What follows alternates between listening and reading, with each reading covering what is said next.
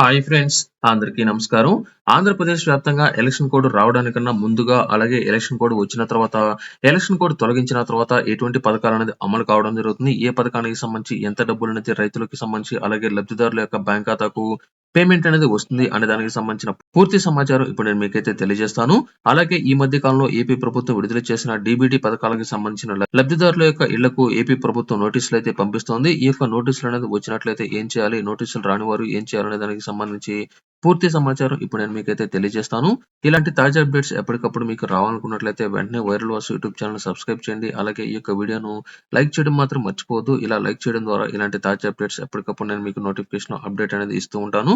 ముందుగా మనకు ఏపీ ప్రభుత్వం ఈ మధ్య కాలంలో విడుదల చేసిన డీబీటీ పథకాల్లో ఒక పథకం గనుక చూసుకున్నట్లయితే జగనన్న విద్యా దీవెన పథకానికి సంబంధించిన ఫీజు రియంబర్స్‌మెంట్ డబ్బులు ఏదైతే ఉన్నాయో, ఈ యొక్క డబ్బులనేది తీసుకొని ఇంకా ఎవరైతే కళాశాలలో చెల్లించలేదో అటువంటి వారందరికీ ఏపీ ప్రభుత్వం ఇళ్లకు నోటీసులైతే పంపిస్తోంది. ఈ నోటీసులనేది ఎందుకు పంపిస్తుంది? నోటీసులనేది మీరు ఇళ్లలో ఉన్నట్లయితే ఏం చేయాలి? ఇళ్లలో లేకపోయినట్లయితే ఏం చేయాలో ఇప్పుడు నేను మీకైతే తెలియజేస్తాను. అలాగే ఇంకా మీకు డబ్బులనేది రాకపోయినట్లయితే కూడా ఏం చేయాలో కూడా ఇప్పుడు నేను మీకైతే ఒక క్లారిటీ అయితే ఇవ్వడం జరుగుతుంది. గతంలో ఈ యొక్క ఫీజు రియంబర్స్‌మెంట్‌కి సంబంధించిన పేమెంట్ అనేది డైరెక్ట్‌గా కళాశాలల యొక్క అంటే ఏదైతే విద్యార్థులు చదువుతున్న కళాశాలలు ఉన్నాయో ఆ యొక్క కాలేజీ యాజమాన్యానికి అయితే చెల్లించడం జరిగేది. అంటే విద్యార్థుల యొక్క తల్లిదండ్రులు, అలాగే విద్యార్థుల మీద ఎటువంటి ఒత్తిడి అనేది ఉండేది కాదు. డైరెక్ట్‌గా పేమెంట్ అనేది కాలేజీలకి చెల్లిస్తారు కాబట్టి కాలేజీలు డైరెక్ట్‌గా ప్రభుత్వాన్ని అయితే అడగడం జరిగేది. విద్యార్థులనైతే ఎట్టి పరిస్థితుల్లో అప్పట్లో అయితే అడిగేది కాదు. ప్రస్తుతం వైఎస్ఆర్‌సీపీ ప్రభుత్వం అధికారంలోకి వచ్చిన తర్వాత పేమెంట్ అనేది విద్యార్థుల యొక్క తల్లుల బ్యాంక్ ఖాతాకి అయితే వేయడం జరుగుతుంది. అంటే గతంలో ఏం జరిగేదంటే డైరెక్ట్‌గా కాలేజీలకి వేసేవారు కాబట్టి వారు విద్యా సంవత్సరం పూర్తయ్యే లోపల ఈ యొక్క పేమెంట్ అనేది చెల్లించలేకపోయినట్లయితే వారికి సంబంధించిన సర్టిఫికేట్లు అనేది నిలిపేస్తామని అలాగే ప్రభుత్వాన్ని డిమాండ్ అనేది చేయడంతో ప్రభుత్వం డబ్బులు అనేది గతంలో విడుదల చేయడం జరిగేది. ప్రస్తుతం చేసిన నిర్ణయాల ప్రకారం విద్యార్థి యొక్క తల్లి బ్యాంక్ ఖాతాకు పేమెంట్ అనేది వేస్తున్నారు కాబట్టి అంటే ఇక్కడ ఏం జరిగిందంటే కళాశాలకు అంటే కాలేజీలకి ప్రభుత్వానికి ఎటువంటి సంబంధం అనేది ఉండదు. కాలేజీలకి అలాగే కాలేజీల యొక్క విద్యార్థులు ఎవరైతే ఉన్నారో వారికి వారి యొక్క తల్లిదండ్రులను అయితే లింక్ చేయడం జరిగింది కాబట్టి ప్రభుత్వం ఒక విడత పేమెంట్ అనేది వేయకపోయినా కూడా తప్పనిసరిగా విద్యార్థులే ఆ యొక్క పేమెంట్ అనేది కాలేజీలకి అయితే తప్పనిసరిగా వారైతే చెల్లించుకోవడం జరిగేది. ప్రస్తుతం తీసుకున్న నిర్ణయాల ప్రకారం ఈ మధ్య కాలంలో చాలా విడతల పేమెంట్ అనేది ఇంకా పెండింగ్ లో ఉందంటే దాదాపుగా 3 విడతలకు పైగా ఈ యొక్క పేమెంట్లు అయితే పెండింగ్ లో ఉండగా ఈ మధ్య కాలంలో విడుదల చేసిన అంటే గత నెలలో విడుదల చేయడం ద్వారా ఏదైతే ఎన్నికల కోడ్ రావడంతో జగనన్న విద్యా దీవెన పథకానికి సంబంధించిన పేమెంట్ అనేది ఆలస్యం అనేది అవడం జరిగింది. ఎలక్షన్ అనేది పూర్తి అనేది అయిన తర్వాత జగనన్న విద్యా దీవెన పథకానికి సంబంధించిన ఫీజు రియంబర్స్‌మెంట్ డబ్బులు అనేది విద్యార్థుల యొక్క తల్లుల బ్యాంక్ ఖాతాకి అది జమ చేయడం జరిగింది. ఇలా జమ అనేది చేసిన తర్వాత కూడా చాలా మంది విద్యార్థులకు సంబంధించి వారి యొక్క తల్లిదండ్రులు ఇంకా కళాశాలకు చెల్లించలేదని అధిక మొత్తంలో కంప్లైంట్ అనేది వస్తున్న నేపథ్యంలో జగనన్న విద్యా దీవెన పథకానికి సంబంధించి దాదాపుగా 703 కోట్ల రూపాయలకి సంబంధించిన పేమెంట్ అనేది పూర్తిగా విడుదల అనేది చేసినట్లు ఏపీ ప్రభుత్వం తెలియజేయగా ఎవరైతే విద్యా దీవెన పథకానికి సంబంధించిన పేమెంట్ అనేది తీసుకుని ఉండి ఇంకా కళాశాలలో పేమెంట్ అనేది చెల్లించలేదో అటువంటి వారందరికీ ఇళ్లకు ఏదైతే విద్యార్థులకు సంబంధించిన అడ్రస్ అనేది ఉన్నాయో వారికి ఇళ్లకు ఈ యొక్క నోటీసులు అనేది ఏపీ ప్రభుత్వం అయితే పంపించాలనే నిర్ణయాలు అయితే తీసుకోవడం జరిగింది.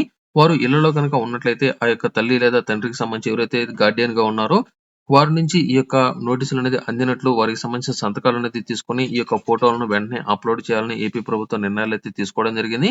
ఒకవేళ ఇంట్లో ఎవరు కనుక లేకపోయినట్లయితే ఆ యొక్క ఇంటికి ఈ యొక్క నోటీసులు అనేది అన్నిటి కూడా ఫోటోలు అనేది తీసి పంపించాలని అయితే నిర్ణయాలు అయితే తీసుకోవడం జరిగింది. తప్పనిసరిగా ఈ యొక్క నోటీస్ అనేది అందిన వారం రోజుల లోపల తప్పనిసరిగా విద్యార్థి యొక్క తల్లిదండ్రులు కళాశాల యాజమాన్యానికి ఫీజు అనేది పూర్తిగా చెల్లించాలన్న సమాచారం అయితే ఇవ్వడం జరిగింది. ఒకవేళ విద్యార్థులకు సంబంధించి ఇంకా ఈ యొక్క ఫీజు రియంబర్స్‌మెంట్ కి సంబంధించిన పేమెంట్ అనేది రాకపోయినట్లయితే వెంటనే సంబంధిత అధికారులకు కంప్లైంట్ గనుక ఇచ్చినట్లయితే ఈ యొక్క అమౌంట్ అనేది ఎందుకు రాలేదు అనే విషయాలను వెంటనే వెరిఫై అనేది చేసి వారికి పేమెంట్ అందజేస్తామని కూడా తెలియజేయడం జరిగింది. ఇకపోతే మరొక అప్డేట్ ఏమిటంటే ఈ యొక్క ఖరీఫ్ సీజన్ కి సంబంధించిన విత్తనాలను జూన్ 5వ తేదీ నుంచి పంపిణీ చేయాలని ఏపీ ప్రభుత్వం నిర్ణయం అయితే తీసుకోవడం జరిగింది. అన్ని వైఎస్ఆర్ రైతు భరోసా కేంద్రాల ద్వారా ఈ సంవత్సరానికి సంబంధించి ఖరీఫ్ సీజన్ లో ప్రారంభం కాబోతోంది కాబట్టి రాష్ట్ర వ్యవసాయ శాఖ దీనికి సంబంధించిన సబ్సిడీ విత్తనాలను పంపిణీ చేయాలని నిర్ణయం అయితే తీసుకోవడం జరిగింది. అన్ని రైతు భరోసా కేంద్రాల్లో వెంటనే రైతులు కనుక రిజిస్ట్రేషన్ కనుక చేసుకున్నట్లయితే రైతులకు సబ్సిడీపై విత్తనాలను పంపిణీ చేయాలని ఏపీ ప్రభుత్వం నిర్ణయం అయితే తీసుకోగా ఖరీఫ్ సీజన్ మొత్తానికి 6,19,000 క్వింటాల విత్తనాలను సబ్సిడీపై పంపిణీ చేయాలని వ్యవసాయ శాఖ దీనికి సంబంధించిన నిర్ణయాలు అయితే తీసుకోవడం జరిగింది. వెంటనే జూన్ 5వ తేదీ నుంచి ఖరీఫ్ సీజన్ కి సంబంధించిన విత్తనాలను పంపిణీ చేసే విధంగా చర్యలు చేపడుతున్నారు కాబట్టి ఎవరైనా సరే ఈ యొక్క సబ్సిడీపై విత్తనాలు కావాలనుకున్నట్లయితే వెంటనే రైతులు రైతు భరోసా కేంద్రానికి వెళ్లి వారికి సంబంధించిన వివరాలను నమోదు చేసుకుని ఎటువంటి విత్తనాలు కావాలనే దానికి సంబంధించిన రిజిస్ట్రేషన్ చేసుకున్నట్లయితే జూన్ 5వ తేదీ నుంచి విత్తనాలను పంపిణీ చేస్తామని ఏపీ ప్రభుత్వం తాజా అప్డేట్లు అయితే తెలియజేయడం జరిగింది.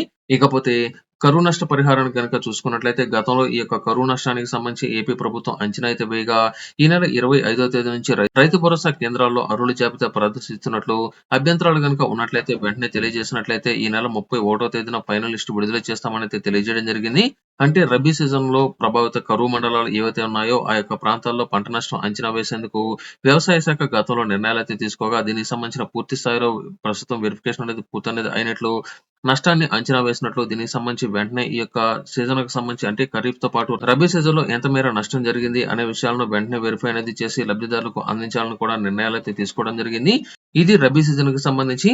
అలాగే 2023 ఖరీఫ్ సీజన్ కి సంబంధించి కనుక చూసుకున్నట్లయితే కరువు ప్రభావిత ప్రాంతాలతో పాటు మిచాంగ్ తుఫాను కారణంగా పంట నష్టపోయిన రైతులందరికీ ఇన్పుట్ సబ్సిడీకి సంబంధించిన పేమెంట్ అనేది ఇప్పటివరకు ఏపీ ప్రభుత్వం 1294 కోట్ల రూపాయలు అనేది రైతుల యొక్క బ్యాంక్ ఖాతాలో జమ చేసినట్లయితే తెలియజేయగా ఈ మధ్య కాలంలో కొన్ని సాంకేతిక సమస్యల కారణంగా చాలా మంది రైతులకు పేమెంట్ వెళ్ళలేదని అయితే గుర్తించడం జరిగింది. అటువంటి వారందరికీ సంబంధించి కూడా పేమెంట్ అనేది పూర్తి స్థాయిలో రైతుల యొక్క బ్యాంక్ ఖాతాకు ఎవరికి ఇంకా ఈ యొక్క పేమెంట్ అనేది వెళ్ళలేదనే విషయాలను వెరిఫై అనేది చేసినట్లు ఎవరికైతే పేమెంట్ అనేది ఇంకా వెళ్ళలేదో వారందరికీ సంబంధించిన వివరాలు అనేది సేకరించి త్వరలోనే వారికి సంబంధించి రేపటి నుంచి పూర్తి స్థాయిలో లబ్ధిదారులకు పేమెంట్ అనేది విడుదల చేయబోతున్నట్లయితే తెలియజేయడం జరిగింది. ఖరీఫ్ 2023 కరువు కారణంగా కావచ్చు, అలాగే మిచాంగ్ తుఫాను కారణంగా పంట నష్టపోయిన రైతులందరికీ ఇన్పుట్ సబ్సిడీ అమలును పూర్తి స్థాయిలో విడుదల చేయాలని ఏపీ ప్రభుత్వం ఈ యొక్క నిర్ణయాలు అయితే తీసుకోవడం జరిగింది. ఇంకా ఎవరికైనా సరే ఈ యొక్క మిచాంగ్ తుఫాను కారణంగా కావచ్చు లేదా 2023 ఖరీఫ్ సీజన్ లో కరువు కారణంగా ఏదైతే మండలాలు ఉన్నాయో ఆ యొక్క మండలాల్లో ఈ యొక్క కరువు సాయానికి కనుక మీకు పేమెంట్ అనేది రాకపోయినట్లయితే వెంటనే వెంటనే సచివాలయంలోని వ్యవసాయ శాఖ అధికారులను కాంటాక్ట్ అనేది అయ్యి వెంటనే మీకు సంబంధించిన వివరాలు గనక తెలియజేసినట్లయితే ఈ నెల చివరాఖరు లోపల తప్పనిసరిగా ఇన్పుట్ సబ్సిడీకి సంబంధించి అలాగే 2023 ఖరీఫ్ సీజన్ కి సంబంధించిన సాయాన్ని కూడా రైతుల యొక్క బ్యాంక్ ఖాతాలో వెంటనే జమ చేయబోతున్నట్లు అధికారులు అయితే తెలియజేయడం జరిగింది. తప్పనిసరిగా ప్రతి రైతు వారికి సంబంధించిన బ్యాంక్ అకౌంట్ వివరాలు అనేది యాక్టివ్ గా ఉండాలని అలాగే ఎన్పిసి అనేది కూడా సక్రమంగా చేసుకుని ఉండాలని అధికారులు అయితే ఒక స్పష్టత అనేది ఇవ్వడం జరిగింది.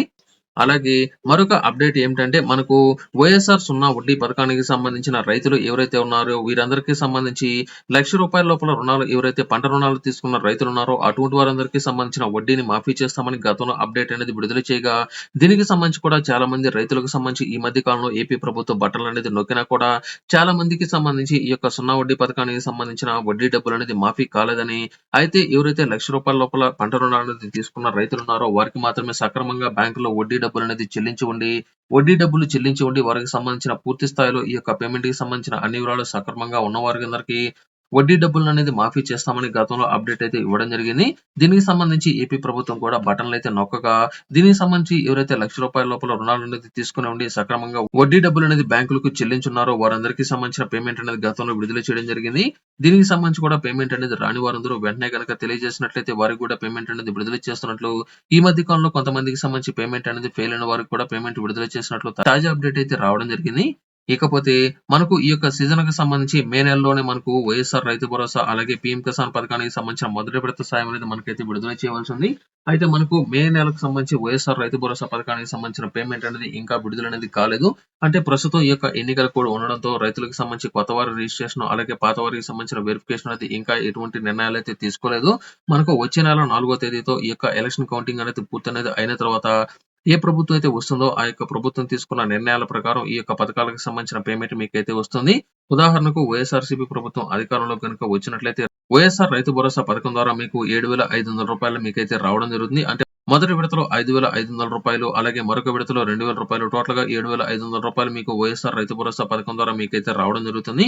ఒకవేళ తెలుగుదేశం పార్టీ కూటమి ప్రభుత్వం అధికారంలో కనుక వచ్చినట్లయితే రైతు భరోసా పథకం ద్వారా ₹20,000 ప్రతి సంవత్సరం లబ్ధిదారులకు అందజేస్తామని అయితే తెలియజేయడం జరిగింది.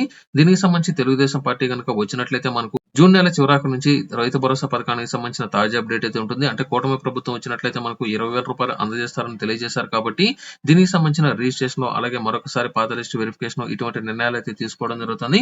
ప్రస్తుతానికి రైతు భరోసా పథకానికి సంబంధించి ఎటువంటి అప్డేట్ అయితే లేదు. చాలా మంది అయితే అడుగుతున్నారు ఎప్పుడు విడుదల చేస్తారని.